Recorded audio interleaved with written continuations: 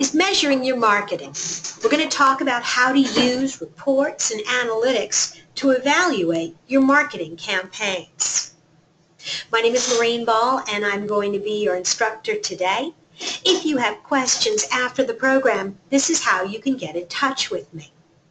While you're welcome to take notes, at the end of the program we'll also be emailing you a copy of today's presentation. Today's program is sponsored by Constant Contact, and I want to be really clear that many of the strategies that I'm talking about will work with any product. I just think it's easier to do these things with Constant Contact. Their product offers a full suite of marketing tools that you can use for everything from newsletters and announcements and offers and promotions to surveys and even event registrations for programs like this one. So let's get started. What are we really here today to talk about? We're here to talk about reports and analytics, and really the difference between the two and how you use these resources to improve your business. This is kind of the agenda.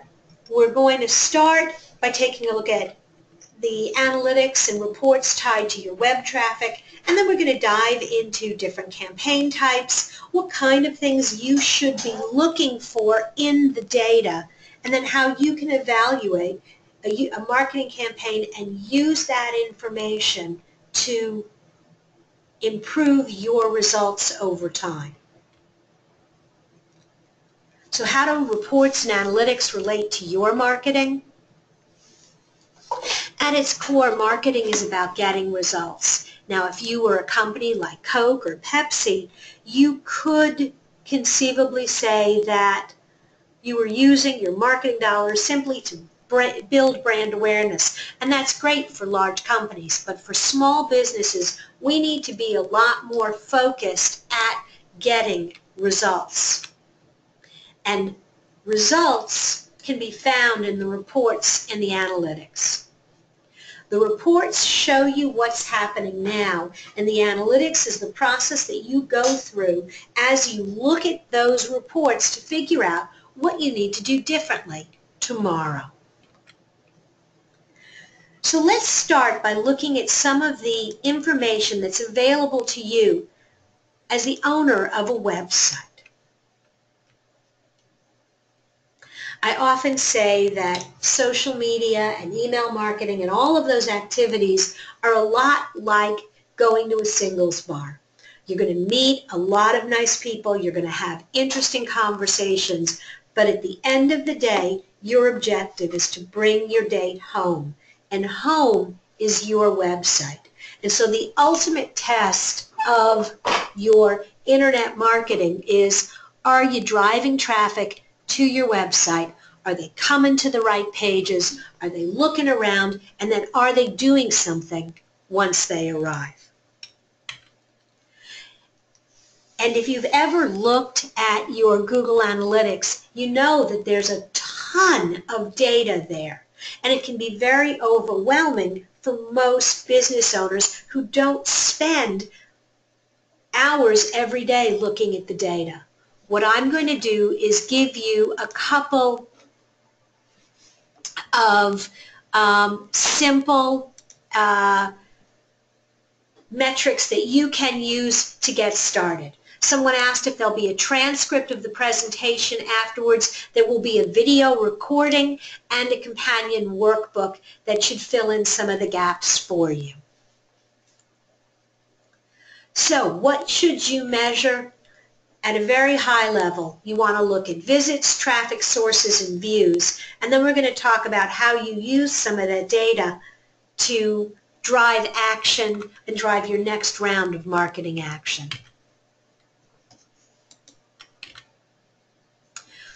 First question, visits. How many visits do you want to your website? The correct answer is more than a year ago. That's a pretty simple answer, but that's a good starting point for any business. But you'll notice that I said more than a year ago, not more than a month ago. For almost all of us, there is a seasonality to our business. And so, if you compare this month to last month, you may get a very distorted picture. We work with a lot of heating and air conditioning companies, and trust me, if I'm hired in June, I look like a hero in July. If I'm hired in September, I don't look all that smart. Why? Because there is a spike in the summer, and it is a dramatic spike. But even businesses like real estate have a seasonality.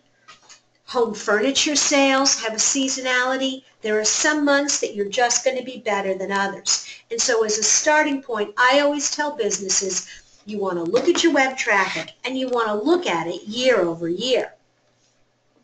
Now when you're looking at this particular company, what you see is this weird dip right around the beginning of August. I always suggest that if something strange happens, good or bad, you make a note of it so that when you come back a year later and you compare data, you understand what's going on. It turns out that the website was actually down on for several hours, or I think even a day, in 2014. That's what caused that steep decline. Obviously, we should not see that again in 2015. We also had something in April of that same year where we had a huge spike because one blog post was picked up by a number of different sites, and all of a sudden there was a lot of traffic coming to the website specifically for that blog post. That's not necessarily replicable year after year, so you need to be aware of those changes. The second thing you want to do is you want to look at where is your traffic coming from. And you want to really do a little bit of a deep dive into each of these. Is your organic traffic growing or shrinking? Is your direct traffic up versus last year? Referral, social, and email. Talking through the specifics of each of these, the direct traffic is when someone goes to the internet and specifically types in your web address or the name of your company. They're going to find you on direct traffic.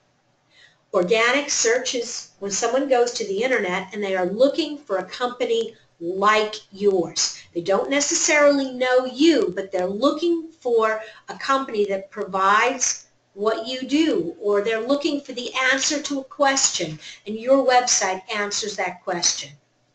Referral traffic comes from links on other websites. Social traffic is driven from your social media activity, though sometimes Google shows some of that in the referral.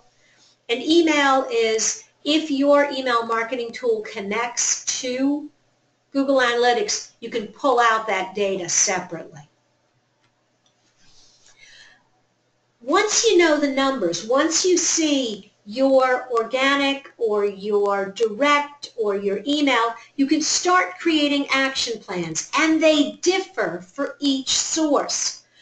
If you're not happy with your direct traffic numbers, you need to do more activity offline, because direct traffic comes when someone arrives at the internet and they already know who you are.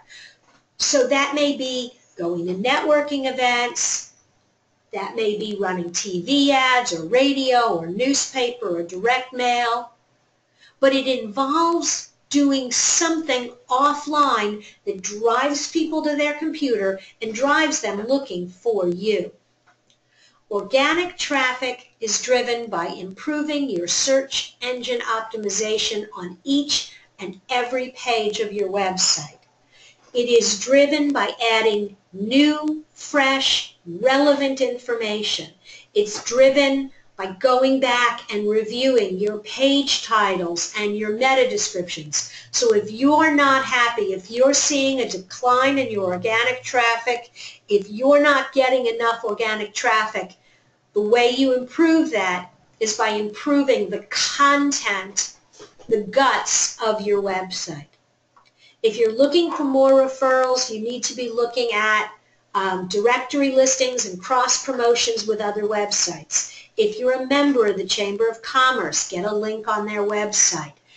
If you are in an industry where lots of people are writing about relevant topics, and you can go to blogs and post intelligent comments, not just, hey, we write about this too, click here, but if you can add a valuable content or comment in a discussion somewhere else and then link back to your website for more information, that's referral traffic. I actually still get traffic, not often, but I would say once a month or so, I see traffic coming from a comment that I placed in a discussion on ProBlogger 6 years ago. So if the conversation is a good conversation, if there are lots of people going to that page and reading the comments, you will get traffic back to your site.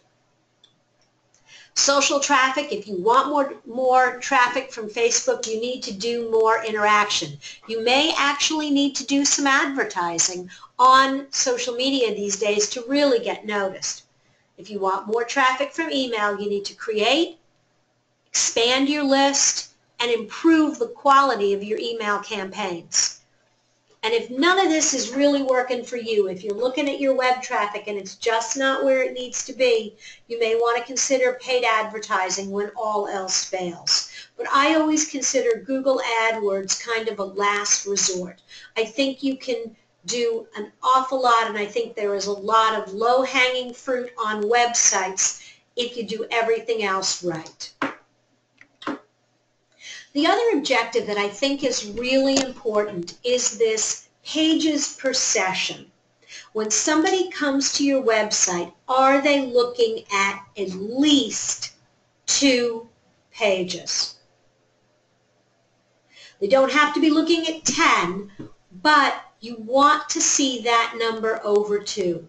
Why? Because that tells me that somebody came to your website and they were curious enough to look at least one more thing.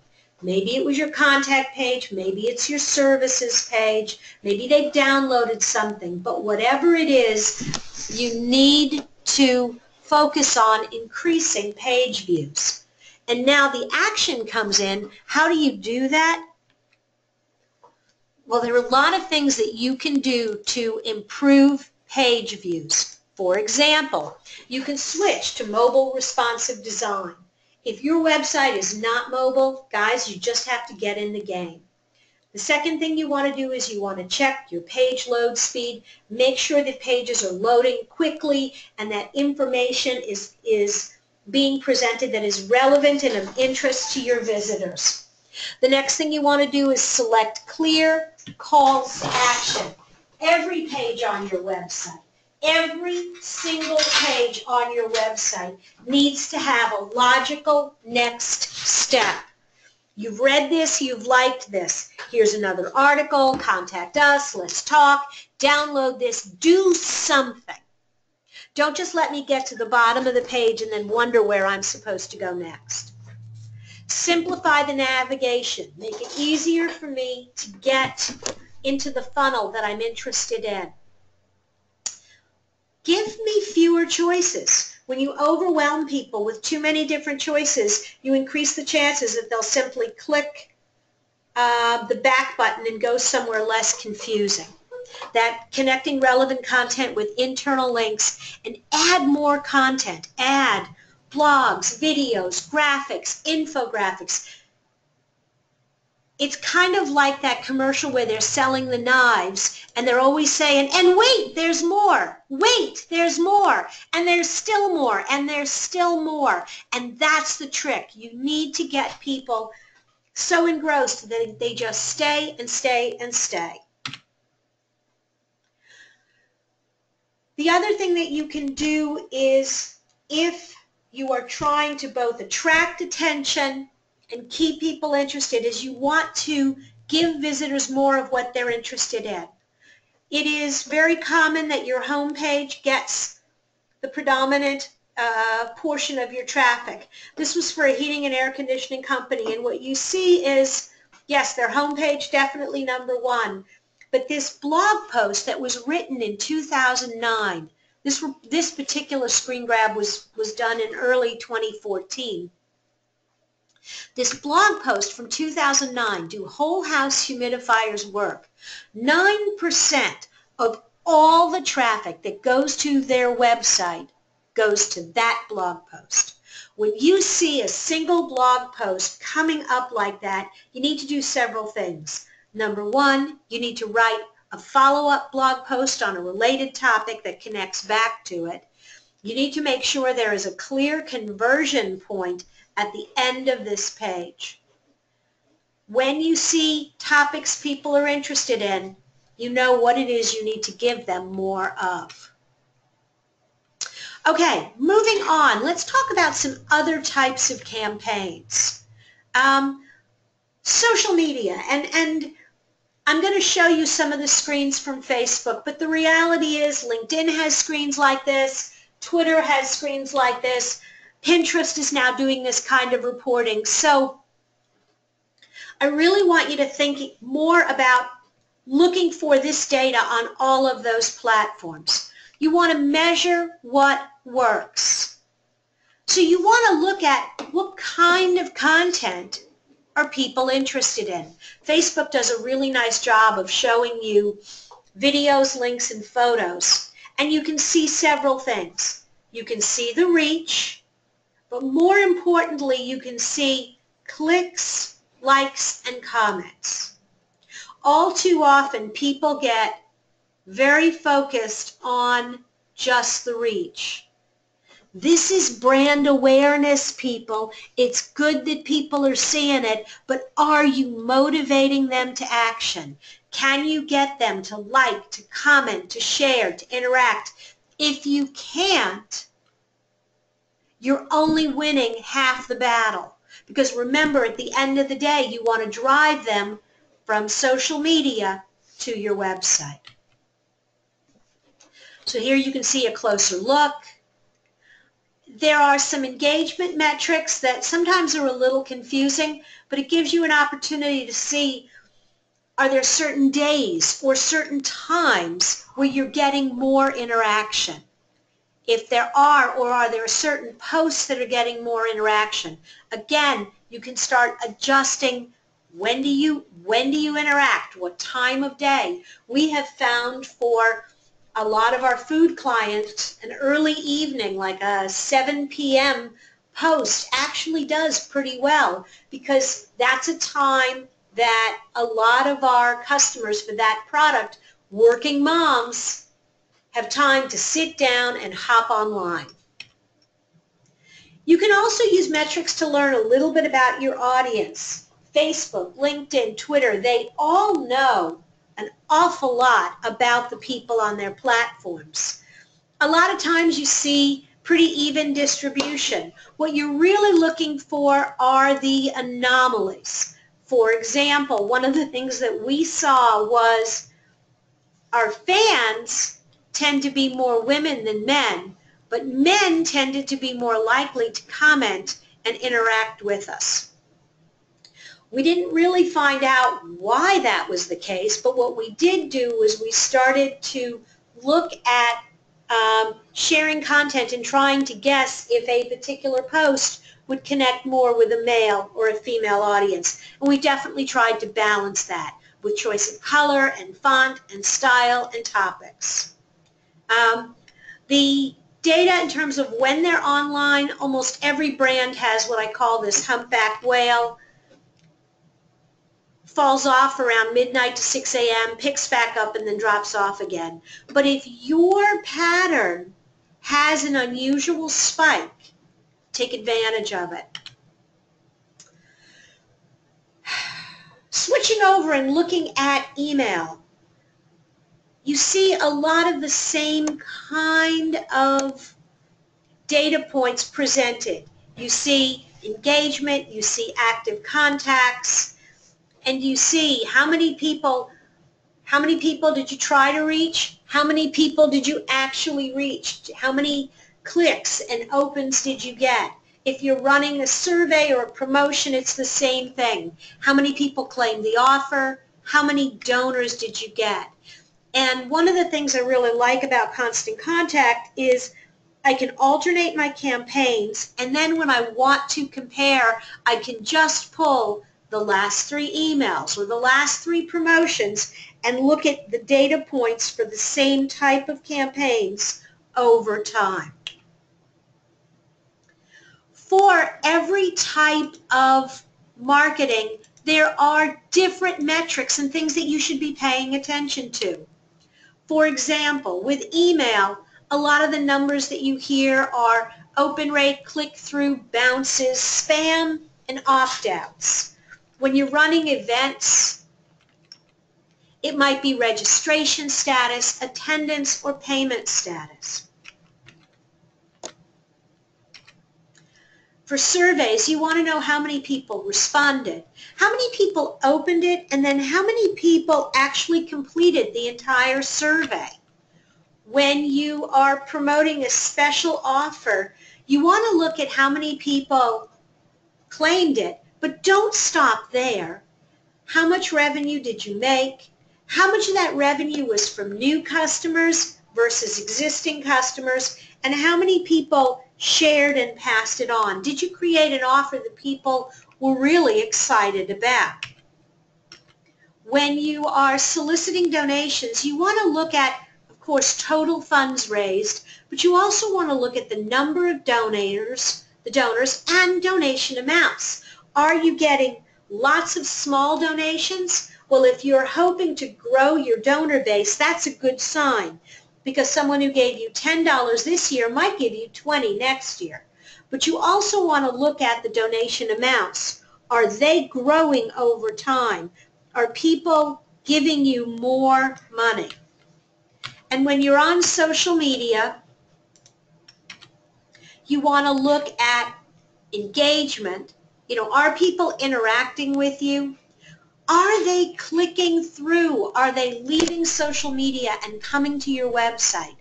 How many people are you reaching, and fans and followers? These numbers are nice, but especially as many of the platforms are moving to an advertising-based platform, even if you have 5,000 or 6,000 fans, you may only reach 500 people. So let's take kind of a what-if scenario. Let's look at email first. If you have a high open rate and a low click-through rate, well, that high open rate tells me you've got a well-segmented list comprised of people who are interested in your organization. And so if every week people are opening your email, that's great. You've got fans. But if they're not clicking through, what that tells me is that you're doing one of 2 things. You're either giving them so much information they don't feel they need to do anything else, or you don't have a strong call to action. If people aren't clicking through, you haven't given them a compelling reason.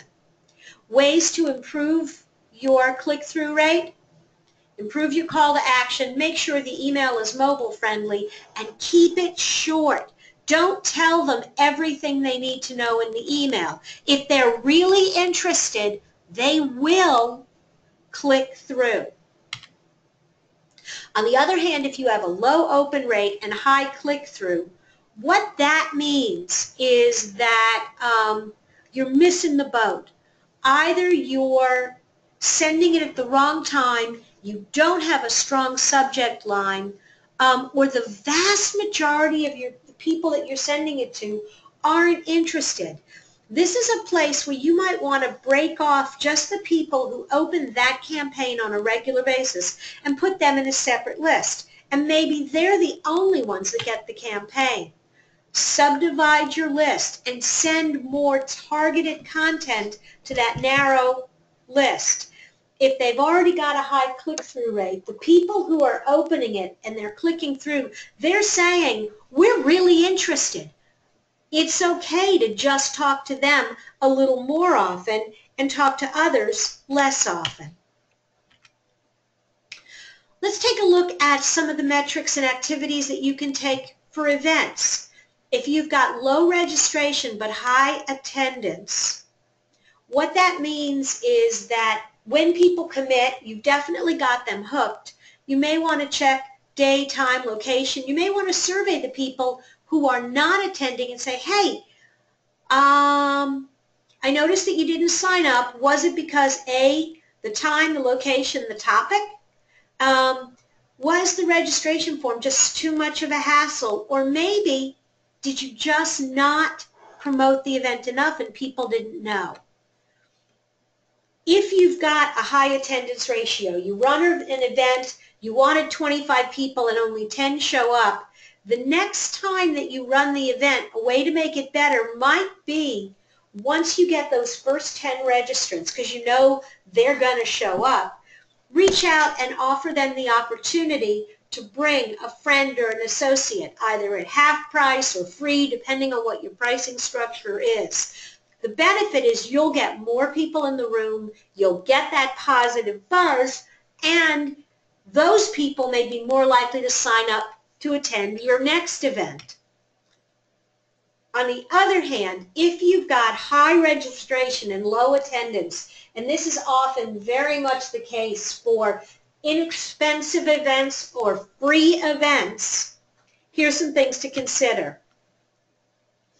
You need to promote the event. You're getting high registration. You need to accept the fact that maybe this is a fact, that a lot of people are going to commit and they're not going to all come. So you need to increase the registration. Promote it on multiple channels. Maybe include some multimedia, some video in the promotions. And give past attendees early registration options where they can get in at a reduced rate. And then provide incentives for people to come and send reminders. One of my favorite incentives, this was a friend of mine, she charges $100 for her seminar. But if you show up, you get 90 back. She really doesn't care if she makes money on the seminar because she's going to make more money on the attendance. I've also seen it where people, if they show up, they get entered to win a prize. If they show up, they get registration in another event. Get creative. If people are registering but they're not showing up, remind them, but then also do a follow-up survey and touch base with the people who didn't come and ask them why they didn't. Social media. If you've got a high engagement rate and lots of people are interacting and they're talking with you, but they're not clicking through, you need to improve it by offering reasons why people need to click the links.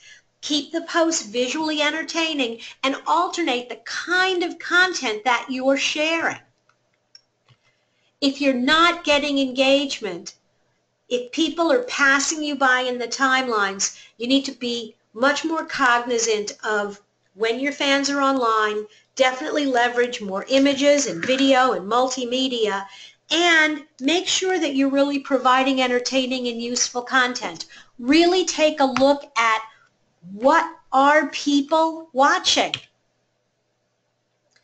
And then if you do have high click-through rate, so people are coming through, make sure your landing page supports the next steps and maybe consider creating exclusive content on the social network or an exclusive offer on Facebook that encourages people to click through. I want to talk about clicks versus opens. When you look at email, and I'm going to go back through that sequence really fast, when you look at emails, it's easy to go, oh, 87 people opened, or 25 people opened, but how many people actually clicked through? These are the people that you care about. These are the people that are telling you, I'm interested in this or this or this. And you can look at the links and see which of your links was most compelling. But even more so, and this is a click-through report for Yoga Studio. She created a promotion and drove people to, this is her online booking page. There were 12 people that clicked through. What I would tell this customer is go and take a look at your registrations. How many people registered? Maybe 3 to 4 registered, but 12 people clicked through.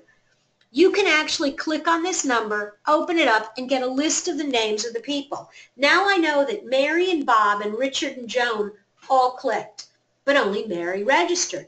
So I'm going to call Bob and Richard and Joan and say, hey, we sent out an email. There was a promotion with a link to our class. Either I noticed that you clicked but didn't register. Do you have any questions? And a lot of times what you'll hear is, oh, I saw that and I clicked through, but I was on my phone and I didn't want to hassle with registering. Okay, would you like me to register you now? Oh, I wasn't sure if that schedule, I looked at the class and I can't attend on that day. Okay, do you want me to put you on a waiting list for next time? What time would be convenient? Basically, the clicks are an invitation to a conversation. And it is a conversation with a pre-qualified, semi-interested prospect. At the end of the day, what you want to do is apply the data to all your decision making. So here's a good example of how you can do that with email. The Half Moon Yoga Studio has an email they're ready to send out. They set a goal for the campaign. They decide on the front end that their objective is to have a 16% open rate and a 7% click-through rate. Reasonable metrics? They create their campaign announcing their new website, and they send it. Check out our new website. And then they review the reports, and they see that they only got a 12% open rate and a 10% click-through rate. Well, then what they do is they compare what happened to what we thought would happen. And what they saw, let me go back, they were disappointed with their open rate. They wanted a 16% open rate. So the first thing they did is they looked at their subject line, because their subject line is what drives open rate. Well, check out our new website is kind of ho-hum. Registering for your favorite class just got easier. The difference between the first and the second subject line is a switch in focus away from the company and benefit-driven for the customer. And so now they can resend it and test it again, and odds are their open rate will be significantly higher. Ideally, what you want to do is create a score sheet that looks like this, that gives you a place to compare all of your different campaigns. What was the campaign? What metrics did you use to define success? If you're not sure what good open and click-through rates are, you can look at your past campaigns, or you can actually get a listing from Constant Contact of what is typical in your industry. And so you can compare yourself to other home services companies, other furniture companies or marketing companies, and see, are you good or better? What worked and what didn't?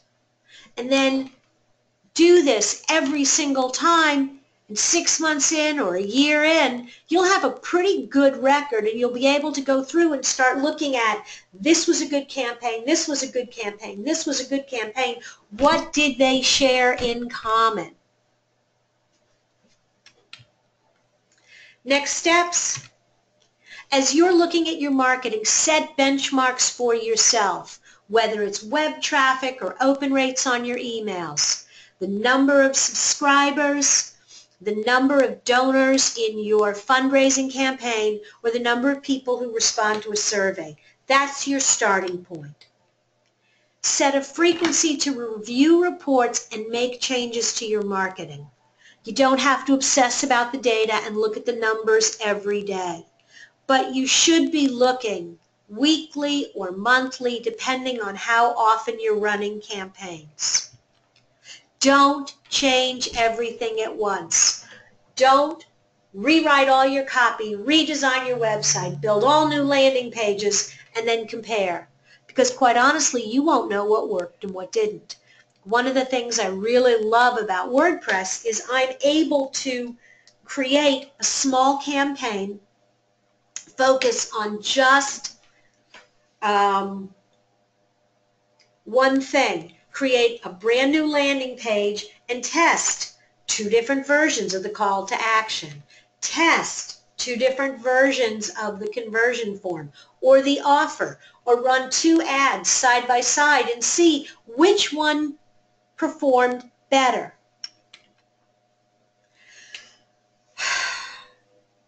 And do that on a regular basis. Make looking at the numbers and adjusting your campaigns on the result an ongoing, regular part of your marketing.